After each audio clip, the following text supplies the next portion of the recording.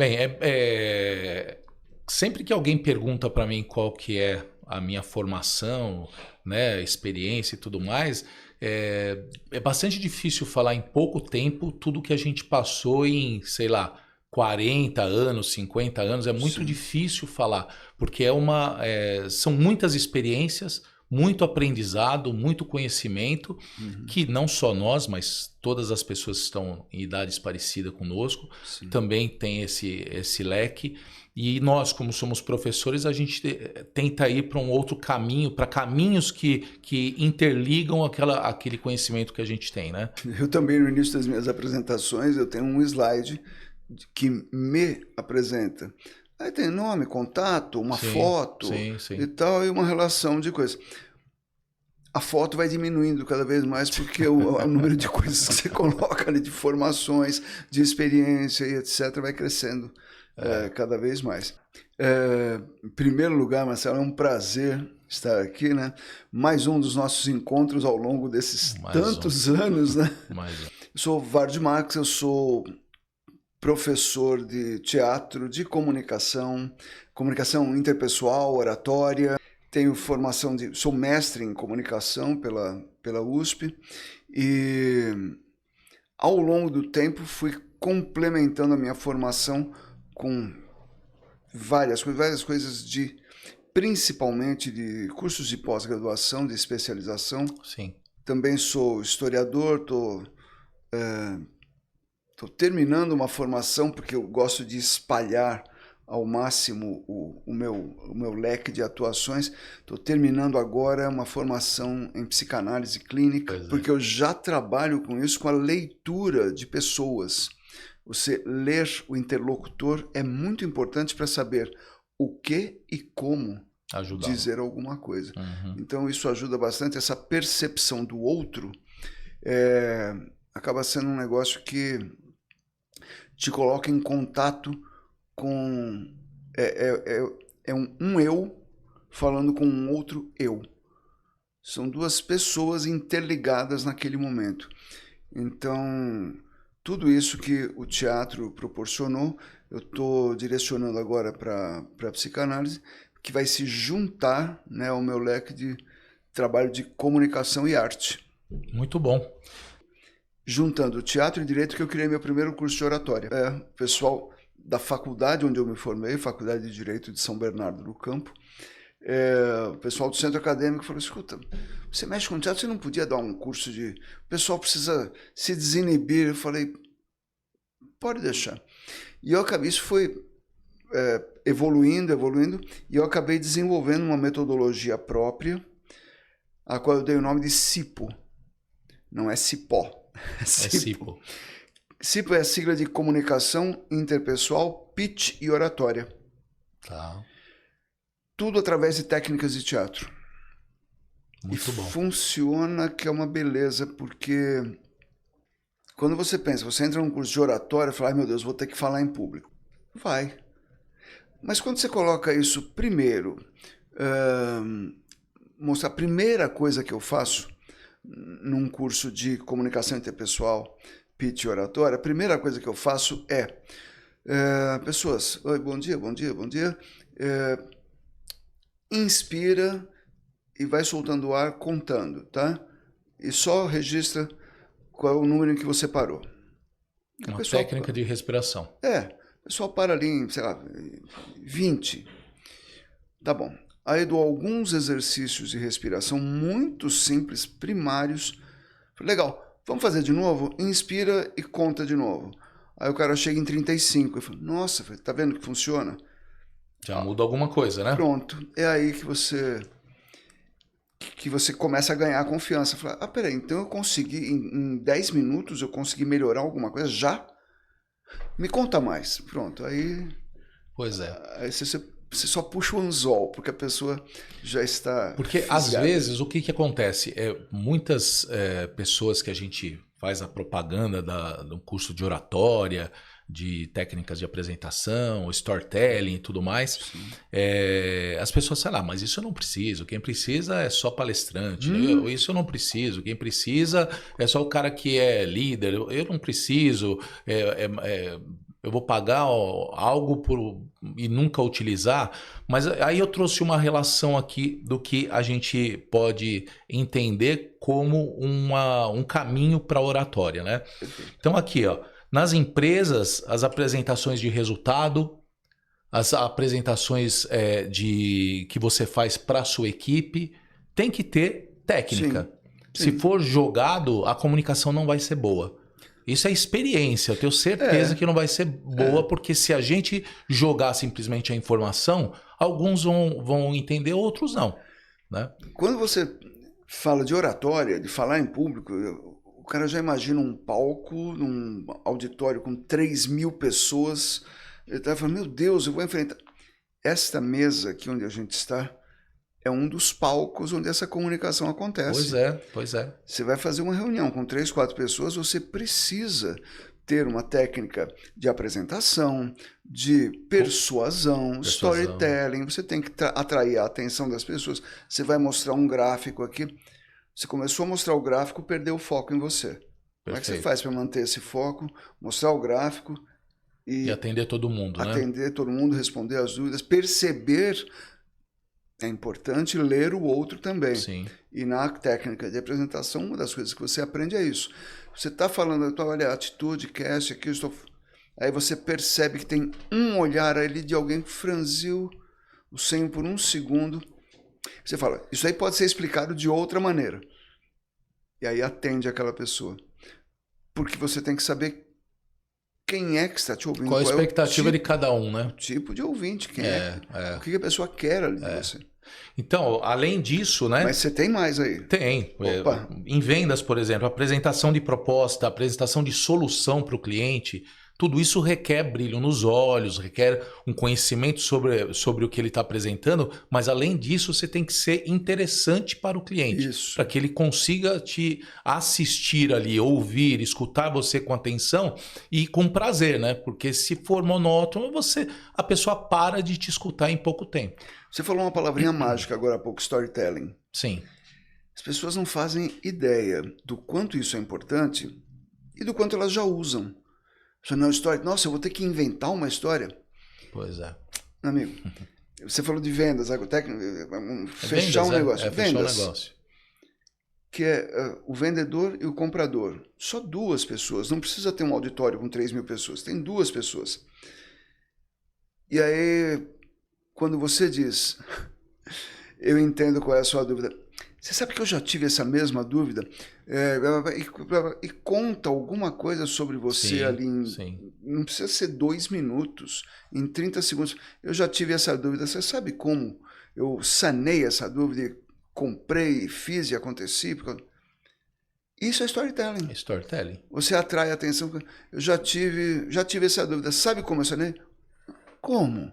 Pronto. Pois é. Ele quer ouvir.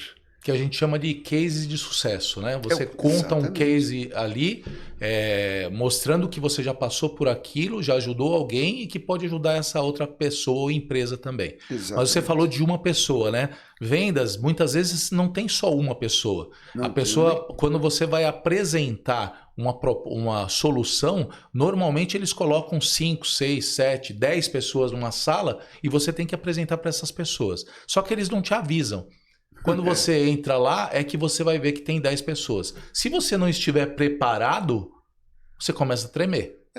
E aí isso que a gente pode ajudar também, né? Até porque são 10 pessoas, cada uma de um departamento, com uma especialidade, com uma expertise e com um interesse. Então, o cara do financeiro tem um interesse, o cara do operacional tem outro, o engenheiro tem outro, o advogado tem outro. Cada um deles está pronto a fazer perguntas dentro da área dele.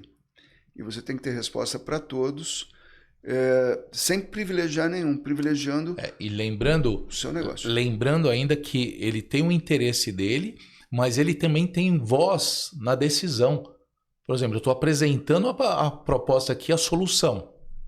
Mas cada um dali, depois que você for embora, você com certeza eles vão se reunir e falar a opinião de cada um. E dependendo da pessoa que tem uma opinião negativa em relação ao vendedor, a apresentação, alguma coisa assim, ele talvez não feche o negócio. Né? Então isso é um perigo também. Se você não tiver essa postura, essa atitude em atender o cliente, mostrando que você confia naquilo que você está entregando, aí você pode perder alguém desses 10 aí e pode ser uma pessoa que decide alguma coisa. Né? Bem, eu trago também a questão da internet, né?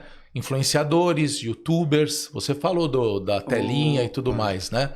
Sim. Isso também é muito forte. O fato de a gente ter o estúdio na palma da mão, que você pode gravar um podcast, os influencers fazem muito isso, andando na rua, gravando um post, um reel, não sei o quê. Aí as pessoas acham que você não precisa de preparação nenhuma. Ele faz andando, olhando no celular, no meio da rua e tal, aí ele faz um post, eu posso fazer também. Não é bem assim que funciona. É bem difícil que aconteça isso, Este cara que faz andando na rua, falando no celular, blá, blá, blá, blá, blá, blá, olhando aqui pro celular, o cara que faz isso, ele não tá, esse daí não é o primeiro post dele. Ele já tem uma experiência, em geral, uma experiência larga a respeito disso. Você precisa saber se postar, você precisa criar uma identidade, você precisa saber o que dizer, para quem dizer, como dizer, quando dizer, quanto dizer. Sim. Você precisa de toda essa informação quando você vai escrever um roteiro. O roteiro não precisa ser um roteiro de cinema ou de teatro que tem as falas todas. Sim. Mas os tópicos têm que estar ali para você desenvolver o seu trabalho. O seu discurso, né? Perfeito. E cativar o seguidor. E aí não deixar esquecer também que por isso que a gente fala muito de teatro e coloca as técnicas de teatro nos cursos, porque exatamente isso, o teatro, a pessoa para chegar lá, subir no palco e falar todo o que o personagem tem para falar e representar, tem muita técnica, tem muito tempo de treinamento, de vivência ali em cima do palco para que você troque com quem você está ali no palco para o espetáculo ser realmente algo interessante para as pessoas. Né? Eu vou falar um negócio que você sabe, porque você fez teatro. A coisa mais difícil que tem em teatro é parecer que você está fazendo pela primeira vez. Pois é. Que é ser natural. Ser natural. Que é não ser teatral, né? Perfeito. Quando você disser, eu estou triste com você. As pessoas acreditem sem você precisar fazer, eu estou triste com você. Essa coisa é do mau teatro. Perfeito. Mas o bom teatro é o que vai convencer os outros de que aquilo ali é de verdade. E a sua apresentação para, por exemplo, vender um produto ou se apresentar no seu podcast ou no seu canal do YouTube, tem que ter verdade naquilo que você fala. Senão você não convence. Se você não vai nem se convencer. Perfeito. Você não consegue transmitir um negócio no qual você não acredita. É a verdade e a técnica, juntos, né? Juntos a gente consegue fazer um espetáculo em qualquer apresentação que você for fazer. Bem lembrado, porque se você tiver só a verdade, mas não souber transmitir, também é o mesmo que não ter nada. Então a técnica é de fundamental importância. Ontem a gente acabou falando nesse curso que eu fui dar sobre comunicação, né? E uma menina acabou me perguntando sobre o teatro, né? E ela falou o seguinte: como que vocês fazem quando vocês vão apresentar alguma coisa e dá um branco, a gente esquece o que vai falar, né? Isso tudo é técnica. A gente leva essa técnica nos treinamentos, né? Então não tem nada a ver com teatro especificamente, mas as técnicas de teatro sim ajudam para que você saiba como lidar com isso. Né? O que é uma muleta, né? Para você pegar ali e desenvolver alguma coisa dentro de você que faça você lembrar, enfim, várias outras técnicas que você pode, além da parceria, né? Uma outra pessoa falar com você, fazer uma pergunta que te remete ao que você tinha que falar e você aí fala, enfim, são várias técnicas que a gente pode ajudar nesse contexto. Contar historinha boba. Fala aí. De um ator que eu conheci que você falou que você tem um macete ali para você se lembrar, para você retornar para o personagem e tal. Numa determinada peça, o personagem, o cara usava um colete. E ele criou como marca desse personagem colocar o dedão aqui, o polegar direito, no bolsinho do colete. Sim. Ele fazia isso muito em cena. E isso ele me falou. Eu não contracenei com ele, era um colega que me contou. Tá. Ele falou, não, se acontece alguma coisa, alguém dá um texto trocado, eu esqueço, e tal, põe o dedão ali. Da postura do meu personagem, eu volto quase que instantaneamente para a essência do personagem. Aí eu sei o que dizer, eu sei responder, eu sei improvisar se precisar, sem sair do personagem. Porque nesse momento ele é o personagem, Ele né? é o personagem. Então, isso o teatro é lindo por causa disso, né? A hora de construção do personagem. Então, enfim, a gente falou aqui do quanto as técnicas de apresentação podem ajudar em qualquer tipo de apresentação, né? Sim. Seja na empresa, seja em tudo isso que a gente falou.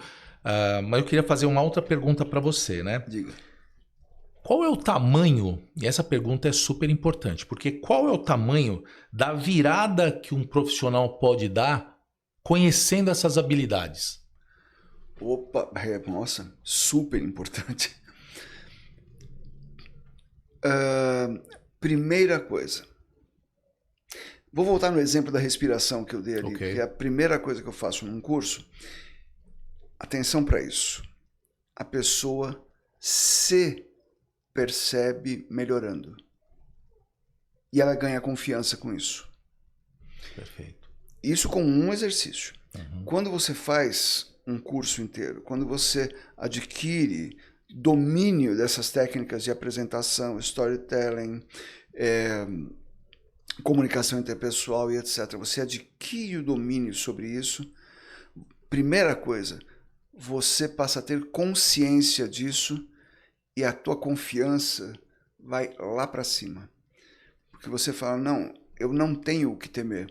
Eu falo com uma pessoa, eu falo com uma mesa de reuniões com 8 pessoas, eu falo com um auditório de 200, eu falo com um estádio com 50 mil. Por quê? Porque eu agora sei do meu potencial. Eu sei o que significa a palavra potencial. Potência tem a mesma raiz de poder. Potencial é o quanto eu posso. Então, primeira coisa é que ele se torna um profissional melhor, mais seguro de si, mais dono da situação. Ele ganha uma coisa importantíssima chamada autoridade. Perfeito. Porque quando ele fala com segurança. Quem está ouvindo e percebe que esta pessoa tem um diferencial. E isso se mostra em cada momento. Não é uma coisa que você, não, vou usar as técnicas que eu aprendi agora, eu vou usar, e daqui a pouco não vou usar mais. É natural, né? É natural, isso passa a fazer parte da sua natureza. E você aparece mais e melhor. Fala, puxa, quem é que pode resolver isso aqui? Fala com o Marcelo, ele é o cara. Perfeito. Ele passa a ser o cara. Esse empoderamento que você está dizendo aí, Sim. de ter esse conhecimento, essa técnica, me faz lembrar quando a gente vai dar treinamentos, palestras, mas mais especificamente aulas na faculdade ou treinamentos, né? Que a gente fala, quem quer vir aqui na frente para falar sobre isso, né? Uhum. Vou fazer esse exercício aqui. E ninguém quer fazer, por quê? Porque tem medo. Ele não tem ainda o poder daquilo. E esse Perfeito. poder, quando a pessoa tem... Eu lembro na minha época de faculdade, né, de pós-graduação, o professor falava, vem aqui na frente, eu era o primeiro a levantar a mão, sou eu quero ir aí. Quero aparecer, o ator gosta de aparecer. O cara que faz a apresentação também gosta de aparecer. Sim. Se me falar que o Cortella não gosta de aparecer, é mentira. Ele gosta de ganhar dinheiro, mas também gosta de aparecer. Quem tá lá na frente gosta de aparecer. Ele gosta de aparecer, não só o Cortella, mas você também todos e os eu também. palestrantes, sim. Porque tem alguma coisa a dizer. Pois é. E sabe, tem certeza, tem a convicção de que essa coisa que tem a dizer é importante. Isso que eu vou te dizer é importante, vai ser bom para você, você vai me agradecer depois. Não importa, no momento em que eu estou na sala de aula, que eu estou num treinamento ou num curso regular, naquele momento ali, e eu acho que com você também acontece isso, tenho certeza, aliás, você não pensa no dinheiro que você está ganhando. Né? Não, lógico que não. Você pensa no que você está fazendo. Isso que eu vou dizer agora é para você levar adiante e, se possível, lembrar que a gente falou. Olha, eu tive aula com o Marcelo Salvo, eu tive aula com o Vardy Marques, tive aula com o Cortella. Olha, eu assisti uma palestra com fulano, que olha, ele falou um negócio sensacional. Ele leva você, a sua performance é o seu portfólio. É o seu cartão de visitas, é a cara de quem você é. E aí as pessoas falam, nossa, interessante isso que ele falou. Porque ele fala com interesse. Segurança, interesse. Sim, ele sabe, eu tenho interesse em comunicar isso aqui, porque para mim, eu entendo que isso é muito importante. Eu tenho prazer em dizer isso. Sim. É o prazer que você tem de dar uma boa notícia. Pois é. Sabe, você tem uma... Gente, aconteceu, senta todo mundo, que essa é de arrebentar. Fiquei sabendo de um negócio sensacional. Todo mundo vibra para falar isso. Pois é, quando eu estou dando aula, é o que eu sinto. Aliás, eu falei há pouco, eu sou professor de teatro, ainda sou professor de teatro em curso regular de teatro. Sim. Professor no curso que você fez. E às vezes as pessoas falam, poxa, você dá muita aula de teatro, mas você faz pouco teatro. Hoje em dia eu faço pouco. Mas você não tem necessidade de se apresentar diante de uma plateia? Mas é o que eu estou fazendo. Exatamente. Eu estou diante de uma plateia e o que eu quero dizer para essa plateia é algo muito importante para mim. E eu quero contar essa novidade, essa boa nova. E isso funciona demais. Então, voltando na pergunta inicial, é aí que o profissional cresce exponencialmente. Porque ele passa a acreditar muito mais naquilo que você faz. A gente, em curso curso básico de vendas, você não venderia uma coisa que você não compra, você tem que acreditar que o seu produto é o melhor do mundo. Isso falado é uma coisa, isso sentido é outra. É outra coisa. Quando você sente isso, você agarra aquilo lá e diz, não é possível que você não queira comprar isso de mim. Comprar qualquer sim, pode ser uma garrafa de água, pode ser uma ideia, pode ser uma postura, qualquer coisa.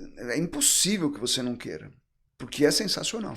Porque o vendedor ele pensa o seguinte, eu estou vendendo algo, vendendo algo que eu compraria. Mas eu compraria porque tem qualidade, porque é algo que resolve os meus problemas, vai resolver do outro também. Não foi porque meu supervisor mandou. Não foi porque eu também ganho comissão, não é por causa disso só. É porque o vendedor precisa ter, quando eu falo de brilho nos olhos, ele precisa ter esse brilho nos olhos para que ele consiga vender e influenciar pessoas a comprar, né? Esse é o objetivo de vendas, influenciar essas pessoas. Só que você só consegue influenciar quando você mostra quais são as vantagens e os benefícios de um produto ou um serviço. Exatamente. Sem mostrar vantagens e benefícios, não tem como você vender. Já foi a época que se vendia qualquer coisa a qualquer custo. Hoje não é mais assim. Não. Virou uma profissão realmente digna de respeito, né? Sim. Porque toda essa arte de apresentação, muito embora alguns vendedores ainda não tenham uma arte do jeito que a gente gostaria que tivesse, mas consegue vender, mas se tivesse essa arte envolvida, que é a arte de apresentar, pensando no todo, no ganha-ganha, na venda de valor, a venda consultiva e tudo mais, ele seria mais forte na hora de ir para o mercado, por exemplo, e buscar outros universos para ganhar muito mais, entendeu? E teria mais prazer. Teria mais prazer. É isso aí. Contando uma boa história. Que é para tirar um pouco aquela ideia assim, você está falando isso só porque você quer me vender. Não, sim, eu quero te vender, mas te vender é consequência de eu te explicar por que isso é bom. A hora que você entendeu o quanto isso aqui é bom, e repito, vender não é só vender um objeto ou um serviço. Sim, sim, sim. É transmitir a ideia. Qual é a definição de discurso persuasivo? É aquele que faz você fazer ou deixar de fazer alguma coisa. Pois é. Discurso persuasivo é, por exemplo, para parar de fumar. Né? Nossa, é muito, mas você vai ver, é muito melhor, blá, blá, blá, blá, blá, blá. Eu estou te falando porque eu acredito nisso. E eu não acredito porque o gerente de vendas mandou acreditar. Pois é. Eu estou pessoalmente envolvido com isso. Né? É a diferença entre o... Como é que é a história? O lobo e o coelho. Né? O lobo estava tentando pegar o coelho escapou. E aí você fala assim, pô, lobo, você deixou o coelho escapar? Ele falou assim, você tem que entender que os nossos comprometimentos eram diferentes. Eu estava comprometido com uma refeição. Ele estava comprometido em salvar a vida dele. Ele estava mais comprometido que eu. Pois é. É isso aí.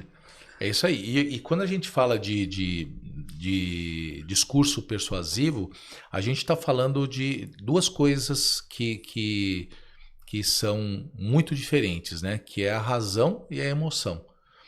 Sim. Quando você falou de parar de fumar, por exemplo, o convencimento, pensando no parar de fumar, significa o seguinte: eu tenho uma caixinha de cigarro lá que está mostrando as pessoas como elas ficam fumando e tudo mais. Eu tenho toda uma mídia desenvolvida na televisão, na rádio, em qualquer lugar, falando que fumar não faz bem, mas eu estou convencido de que isso aqui não faz bem. Mas a pessoa para de fumar? Não. Ela precisa ser persuadida. E persuasão é emoção. Quando você convence, você está convencendo pela razão, com fatos, dados e tudo mais. Quando você consegue influenciar, persuadir a pessoa, ela está mais pro lado da emoção. Então, o quanto você vai perder dos anos de vida que você tem fumando? Será que você vai conhecer o seu neto, sua neta? Será que você vai ver o crescimento? Vai ver o seu filho crescer? Sabe essas coisas? Isso faz com que as pessoas comecem a refletir. Então, não é porque não é informação. Não é só informação e também não é manipulação, porque a manipulação tem uma diferença enorme de manipulação com persuasão. A manipulação é onde somente uma pessoa sai ganhando com tudo isso.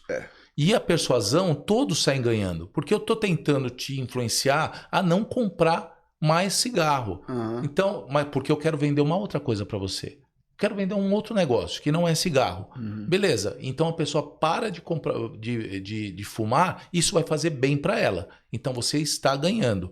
E eu estou ganhando porque eu vou vender ou tentar vender uma outra coisa que não seja o cigarro, que vai substituir talvez aquela ansiedade que você tem e tudo mais, o vício, tudo mais. Pode ser até o adesivozinho do cigarro, mas eu estou vendendo uma outra coisa que vai te fazer bem.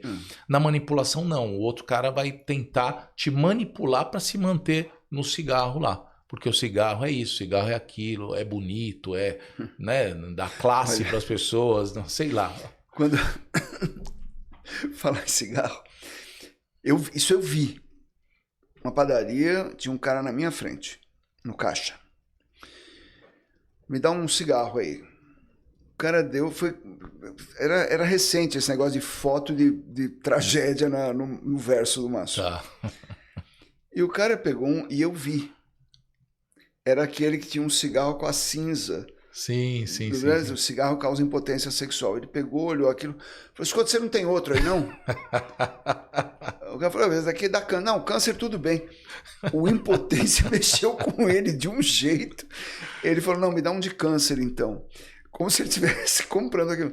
Olha, isso não é uma questão de razão, de informação. Ele ficou com medo de atrair o fantasma da impotência para a vida dele. O câncer, ele lida com isso. Tudo bem. O câncer é da vida, fazer o quê? Enquanto eu estiver vivo, o que importa é não ser impotente. Não ser impotente. Eu falei, mas eu não acredito. Eu vi o cara na minha frente falou, você não tem outro aí, não? O cara procurou, falou, esse daqui dá câncer. Ele falou, Nossa senhora, como as pessoas são, né? É. Isso é para lidar com o vício, né? Porque a pessoa, ela de qualquer forma, é que ela justificar que o outro é melhor, né? Só por causa da caixinha.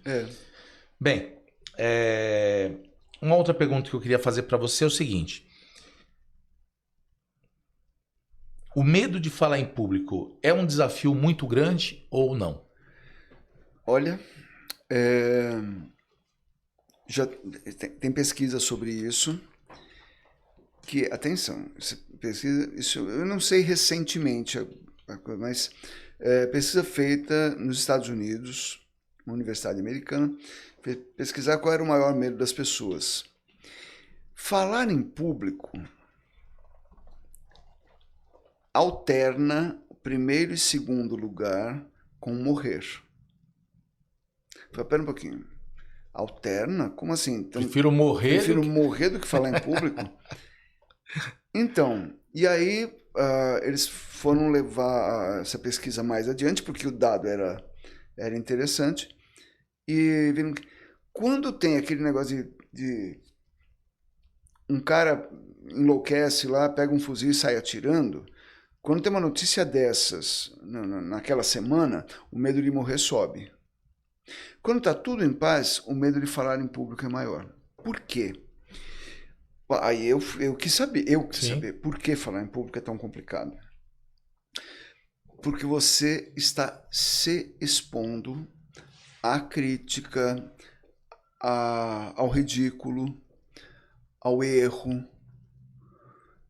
E a falta de conhecimento. Falta de conhecimento. Porque você mesmo estudando em várias fontes e várias pesquisas e trocando ideias para saber a opinião das pessoas sobre um determinado assunto, você não sabe o todo. Não. Pode ter muita coisa diferente daquilo que você conhece. Por isso que quando você aprende a dar aula, você aprende a fazer recorte. Eu vou falar daqui até aqui. Aí aquele outro assunto é assunto para outra aula. Sim. Eu vou falar daqui até aqui, com isto aqui eu me comprometo. Sim. Porque aí você prepara o começo, meio e fim para transmitir aquele conhecimento. E essa exposição pública mexe muito com a questão da nossa identidade. Ninguém... você ser criticado, se eu disser... Poxa, você estava fazendo uma palestra, Marcelo, mas estava falando muito baixo. É uma crítica. Sim. Mas você fala, poxa, obrigado, falei baixo. Pô, obrigado. Vou prestar mais atenção nisso. Essa é uma crítica que não tira pedaço de ninguém. Uhum.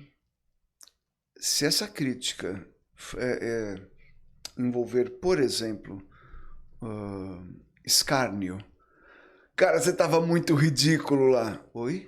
O quê? Pois é. Como assim? Não, você parecia um bobo. Nossa, você não parava de falar. Falar não. Você não parava de gesticular e cada vez que gesticulava, afastava o microfone da boca. Ou falava muita gíria, ou falava muitos... Ou então tinha cacuete verbal. Sei lá. Ok. Né, ou a sua roupa não estava adequada. É isso aí. Você está sendo atingido como pessoa, não como profissional. A sua pessoa está errada. Uhum. E se um pensou, várias outras pessoas podem ter pensado também, né? A plateia não gostou de mim. Pois é. Eu falo para alunos de teatro, eu falo, vocês não fiquem buscando aplauso, não fiquem buscando elogio, porque a nossa profissão de ator, atriz, é das que mais se expõe. Por quê? Quando você termina um espetáculo e as pessoas vão entrando em cena, no palco, para agradecer, tem uma hierarquia. Entram os figurantes, aí os coadjuvantes, aí vem os principais. E você ouve as palmas que vão crescendo conforme a importância daquele ator, daquela atriz for aparecendo. Eu vi sexta-feira passada um espetáculo de balé com uma companhia grande. Uhum. A São Paulo Companhia de Dança. Eles mostraram o Lago dos Cisnes. Companhia grande. E vieram aqueles que tiveram uma participação as palmas vão crescendo, crescendo, crescendo. Quando entrou o casal principal, o teatro veio abaixo. Nossa, então eu que recebi menos aplausos, eu sou pior do que ele? Não, neste momento a sua posição na escala hierárquica recebe menos aplausos.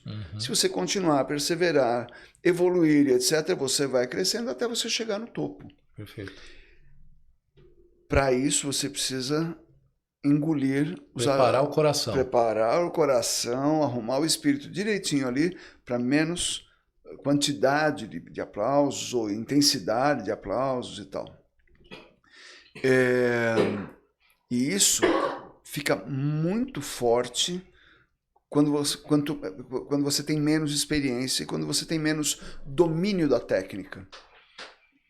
Quando você domina a técnica, como eu falei antes, a primeira coisa que aparece é a sua confiança em você mesmo. Sim. Isso vai eliminar o medo. Uma coisa que eu faço, uma brincadeira que eu faço, vou dar um spoiler grave aqui agora do meu curso, das minhas aulas. Curso sobre como falar em público. Eu chego e... Oi, boa tarde. Eu queria que cada um dissesse o nome, por favor, e em que cidade mora, ou em que bairro mora. Blá, blá, blá, blá, blá, blá, blá. Terminou, falei, bom, vocês vieram aqui para aprender a falar em público. Nós estamos em público, vocês já falaram. Obrigado, até logo. E saio da sala. Eu saio. As pessoas ficam, quem é esse doido? Aí eu volto. Falo, vocês não foram embora? Ah, peraí, falar em público vocês conseguem. Vocês querem melhorar isso? Ah, isso eu posso fazer. Essa técnica eu posso ensinar. E eu já tive gente que mal conseguia dizer o próprio nome. E dizia sussurrando. Pois é. E no final do curso essa pessoa faz discurso. Por quê? Porque tem uma coisa muito importante, as pessoas falam assim, aliás, tem psicólogo que recomenda, você é muito tímido, vai fazer teatro. Teatro não tira a timidez. Teatro ou curso de oratória, curso de comunicação interpessoal, não tira a sua timidez. Te permite administrar a sua timidez. Agora eu sou tímido, vou lá, me apresento, perfeito, sem timidez, volto para a minha timidez. Conheço grandes atrizes e atores que são tímidos, não são alegria da festa, espalhafatosos, etc, etc. Pois é. Né? Ninguém imagina a Fernanda Montenegro chegando aos gritos, oi gente! Ela sempre foi uma senhora, sempre foi uma senhora. Com 20 anos ela já era uma senhora. Então, é aí que você começa a trabalhar esse medo. Você tem medo do escuro. Você está entrando num campo escuro.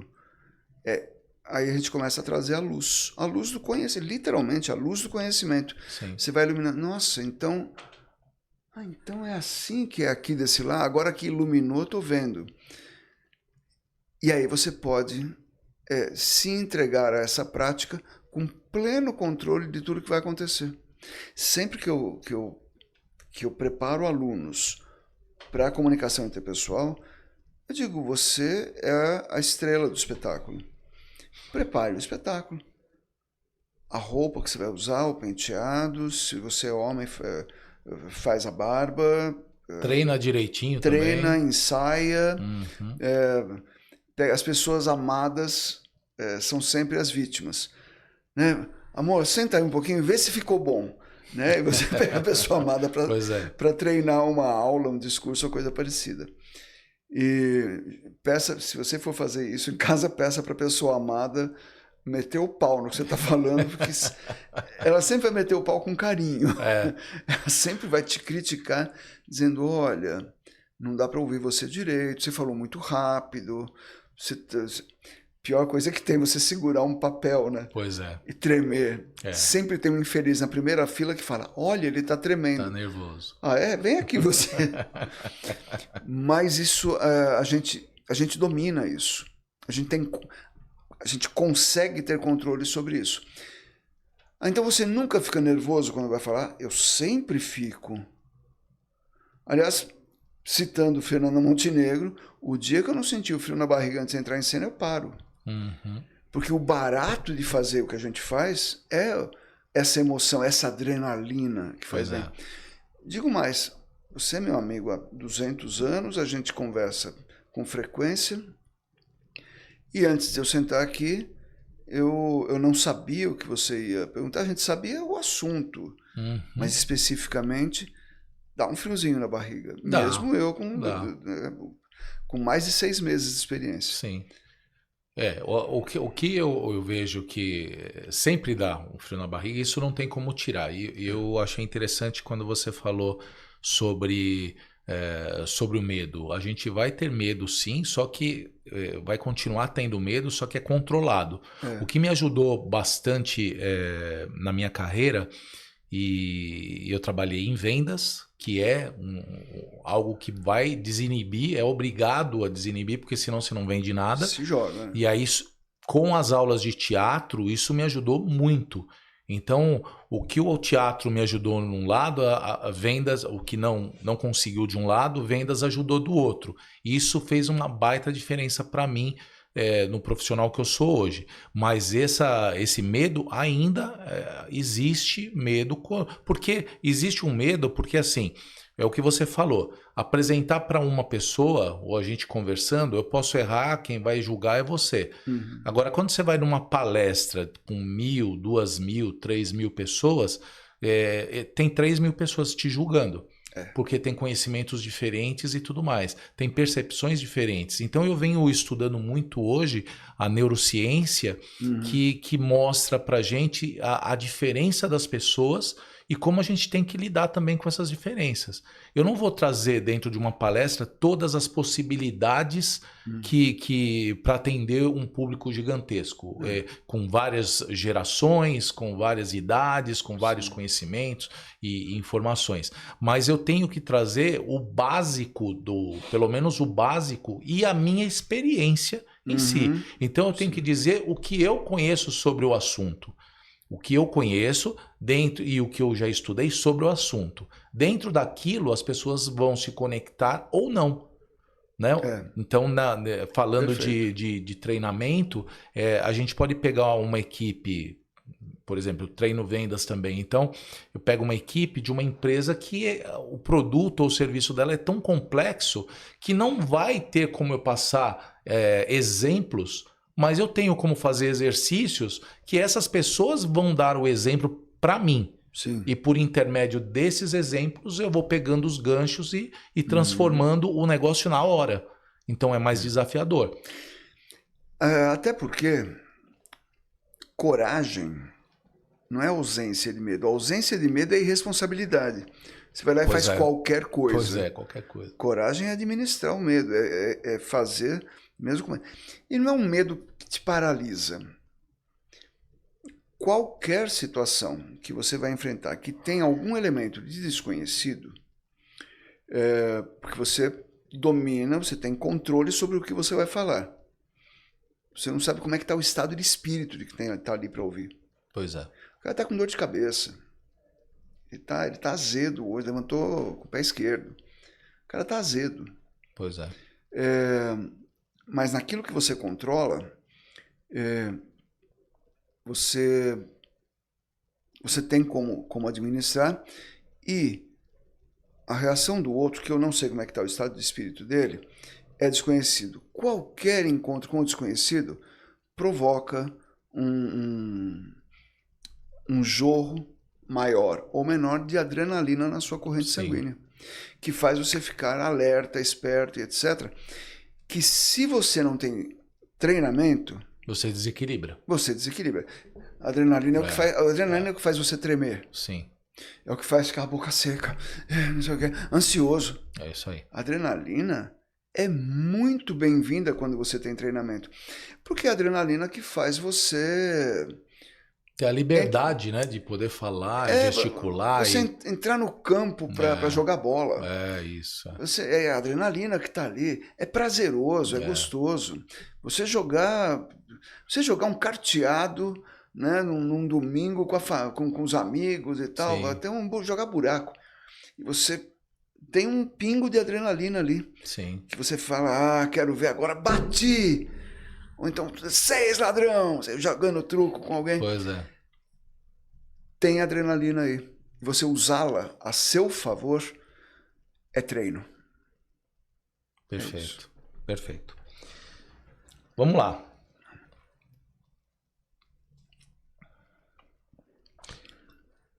Onde que as técnicas de teatro podem contribuir para o improviso? Para as pessoas que trabalham no mundo corporativo, por exemplo.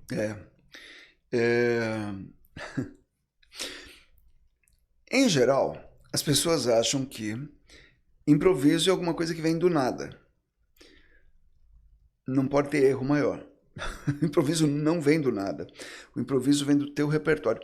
E olha, não é uma pessoa ignorante que acha isso, uma pessoa que não sabe nada de nada. Eu lembro que eu tinha um grupo de amigos que faziam espetáculo teatral de improviso. E eles... Teve uma faculdade que comprou esse espetáculo para... Primeiro dia de aula, para recepcionar calouros e tal. Teve um espetáculo para vocês. E a professora, coordenadora, doutora, que estava fazendo essa intermediação em nome da universidade, ela falou, que hora que eles chegam? Ele falou, olha, que hora que você quer? O espetáculo é o quê? Às 8 horas? Eles precisam chegar, o teatro precisa estar liberado para eles umas 6 horas, porque eles vão se preparar, colocar figurino, maquiagem, vão ensaiar. Ela falou, Vardy, eles vão ensaiar improviso. Eu falei, porque o improviso não vem do nada.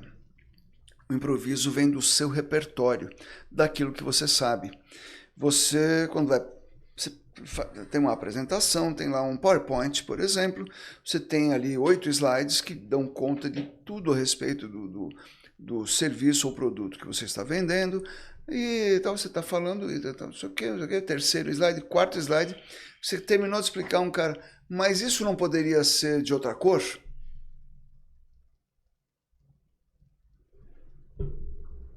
Não tem essa resposta lá no slide. Se você fez a lição de casa direito e conhece bem o seu produto, fala, tem, mas você tem que encomendar antes. Standard em estoque é esse aqui. Senão você tem que encomendar antes. E se você não souber a resposta? Olha, eu tenho que falar com o setor competente para chegar. Mas se você fez a lição de casa direitinho e conhece mesmo, se eu tenho que vender um produto ou serviço, a primeira coisa que eu vou fazer é ir lá para o chão da fábrica.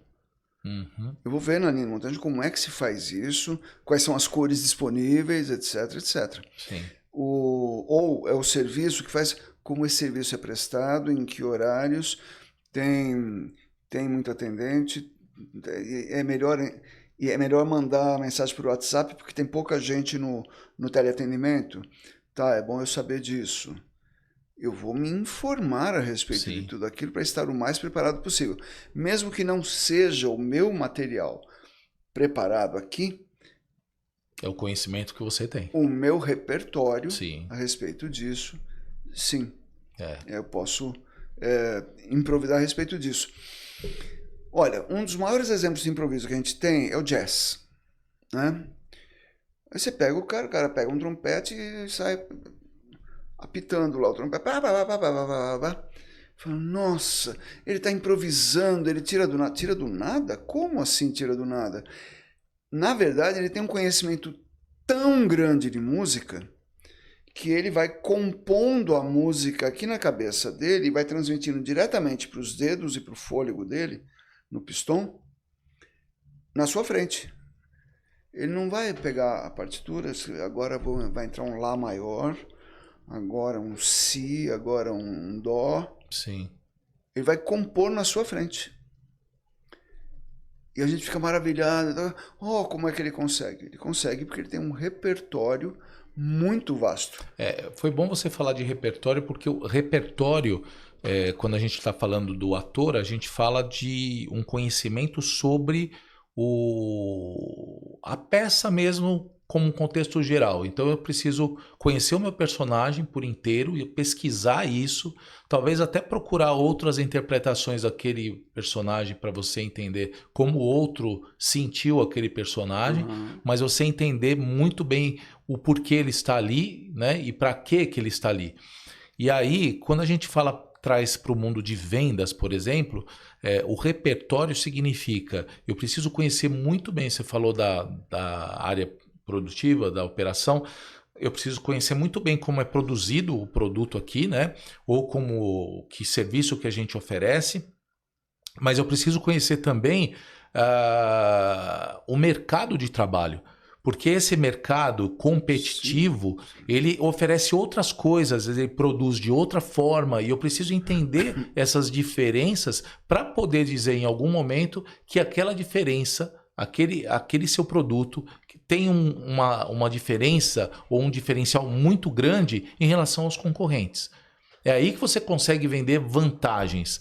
E a essa vantagem pode levar para o seu cliente uma grandeza que essa pessoa fala, olha, eu vou sair ganhando com isso que ele vende a mais, que o produto dele oferece a mais do que o concorrente. Sim. E aí isso substitui o preço, substitui um monte de coisa. Né? Então na arte é a mesma coisa. Sim. Na apresentação é a mesma coisa. Conhecer o máximo possível das informações. Se você conhece o máximo possível das informações ali, você vai conseguir sair do branco e entrar numa conversa sobre aquele assunto, né? Não ficar perdido no assunto. Você vai conseguir improvisar da melhor forma possível, porque você conhece não só aquilo que você estava dizendo ali, você conhece um pouco mais. E o contar histórias é um ponto, né? Então, eu não conheço, ou melhor, eu conheço isso, mas esqueci o que eu ia falar, começa a contar histórias.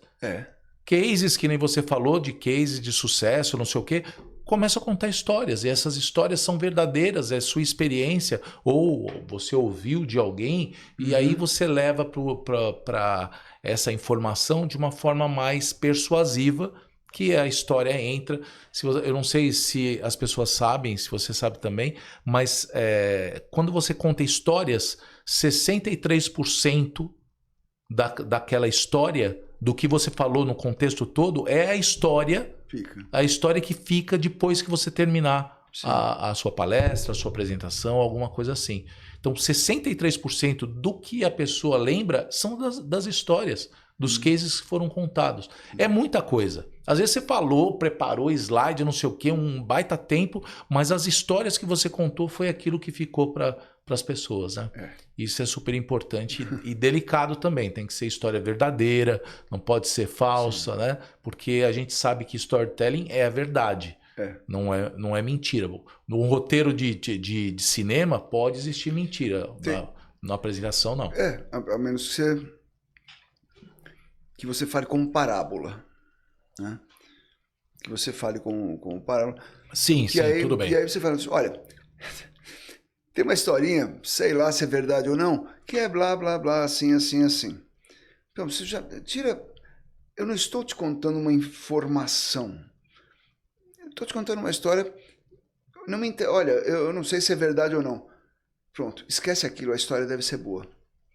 Ele está me contando uma história porque é legal contar a história. Pois é. E a gente estava falando de conhecer mercado e tal. É duro quando você chega, você vai ver um imóvel, né? O corretor está ali te mostrando aquela casa, blá, blá, blá, blá. E você pergunta, escuta, mas qual que é a rentabilidade desse tipo de imóvel? O cara para... então, tem ponto de ônibus aqui perto, tem uma feira na rua de trás. Fala, não, mas não foi isso que eu perguntei. Você tem que saber sobre o mercado, sobre o mundo em que você está inserido. Você tem que respirar isso. Por isso que eu falei antes, isso passa a fazer parte da sua natureza. Pois é. Vardy, eu quero agradecer a sua participação, a gente está chegando ao fim, mas antes disso, eu queria só contar uma historinha aqui, né, do que aconteceu na criação daquela música We Are The World, né? Que foi na década de 80, foi um espetáculo, foi uma coisa maravilhosa, a junção daqueles artistas para cantar aquela música com um propósito, mas eu queria citar um momento que foi antes de tudo, né? Quem programou isso foi o Quincy Jones, foi o Michael Jackson e o Lionel Richie, né? E eles pensaram tanto em relação a juntar tanta gente ao mesmo tempo, que fazia muito sucesso, né? Muitos nomes, muitas celebridades, todo mundo com ego lá em cima, né? Porque é aplauso, é não sei o quê. E os caras ficaram passar a madrugada ensaiando. Tem um documentário que mostra isso, eu acho que no Netflix, e que é super bacana conhecer. Mas a frase que o Quincy Jones ele colocou na porta, antes de todo mundo entrar, é o seguinte: deixe o seu ego na porta. Então eu aconselho para todo mundo que está pensando em apresentar algo, que faz venda, que é um líder, que é uma palestrante, né? Um ator e tudo mais, deixe o seu ego na porta. Porque o ego atrapalha muito nas apresentações e pode definir, né? Definir uma catástrofe numa apresentação dessa. Pode. Porque todo mundo ali, e aí não sei se todo mundo sabe da música ou já viu, o vídeo mostra várias assinaturas começando a música. Foi uma pessoa que percebeu que aquilo era um momento único e que começou a colher a assinatura de todo mundo que estava ali. Ela era também uma artista famosa, mas eu vou pegar... Esse momento não vai acontecer nunca mais. Ou talvez seja muito difícil acontecer. Então eu vou pegar a assinatura de todo mundo para deixar guardado isso. E aí ficou registrado na música do We Are The World. Então o ego é fundamental para que todo mundo consiga chegar nos objetivos. E esse documentário eu indico para quem quiser assistir também. Tá bom? Muito obrigado pela participação. Eu que agradeço, foi um imenso prazer. Foi um bate-papo bem legal e eu acho que contribui também para as pessoas que têm interesse em fazer um curso, a empresa que queira levar para dentro da empresa dela um curso igual ao nosso que a gente faz e que pode ajudar vários setores, vários líderes, vários profissionais a desenvolver melhor a oratória e melhorar a comunicação.